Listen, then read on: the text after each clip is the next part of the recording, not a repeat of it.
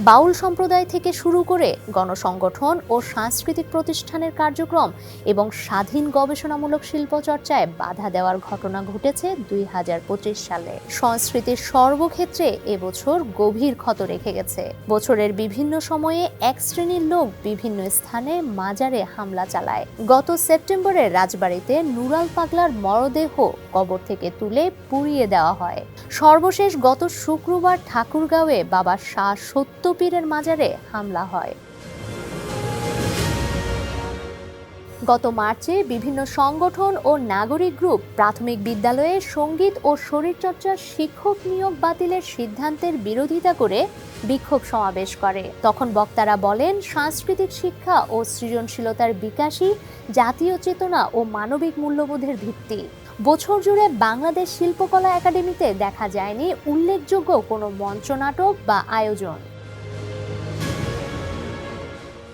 ময়মনসিংহের তারাকান্দা উপজেলার কাশীগঞ্জ বাজারে বাউল ফকির নামে পরিচিত বৃদ্ধ হালিমুদ্দিন আকন্দের মাথার জট জোর করে কেটে দেওয়ার একটি ভিডিও ভাইরাল হলে সামাজিক মাধ্যমে ব্যাপক সমালোচনা হয়। ভিডিওতে দেখা যায় কয়েক ব্যক্তি হালিমুদ্দিন আকন্দকে ধরে রাখা অবস্থায় জোর করে তার চুল কেটে দিচ্ছে। এ সময় তিনি দীর্ঘশ্বাসের সঙ্গে বলেন, আল্লাহ তুই দেখিস। বৃদ্ধ হালিমুদ্দিনের এ স্বগতোক্তি মানুষের হৃদয়কে নাড়া দেয়। ওই ঘটনার পর তিনি শারীরিক ও মানসিকভাবে ভেঙে পড়েন। বর্তমানে তিনি আর বাইরে বের হতে চান না।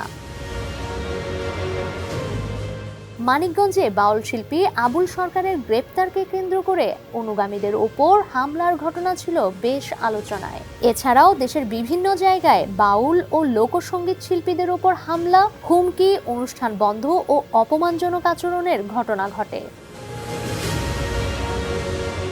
শাহবাগে গানের আর্তনাদ নামে আয়োজিত বাউল ও লোকসঙ্গীত কর্মসূচিতে হামলার প্রতিবাদমূলক আয়োজন পণ্ড করার ঘটনাও ঘটে। দেশের কয়েকটি স্থানে নাটক মঞ্চায়ন স্থগিত করার ঘটনাও দেখা গেছে।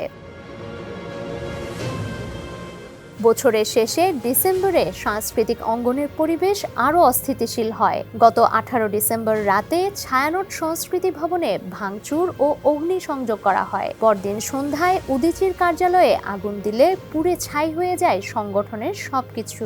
কার্যালয়ে 57 বছরের অনেক নথিপত্র ছিল যেগুলো পুড়ে গেছে। নিরাপত্তার কারণ দেখিয়ে বেশ কয়েকজন বিদেশি আমন্ত্রিত শিল্পীর কনসার্ট বাতিল করা হয়। 2025 সালে কার্যত সাংস্কৃতিক অঙ্গন ব্যাপকভাবে আক্রান্ত হয়। এতে অনেকের মাঝেই উদ্বেগ দেখা যায়। বাউল, লোকসঙ্গীত ও ঐতিহ্যগত শিল্পের উপর সহিংস আচরণ, হুমকি, মানসিক উত্তেজনা সবকিছু স্বাধীনতা ও সাংস্কৃতিক স্বাতন্ত্র্য রক্ষায় চ্যালেঞ্জ হয়ে দাঁড়িয়েছে বছর জুড়ে।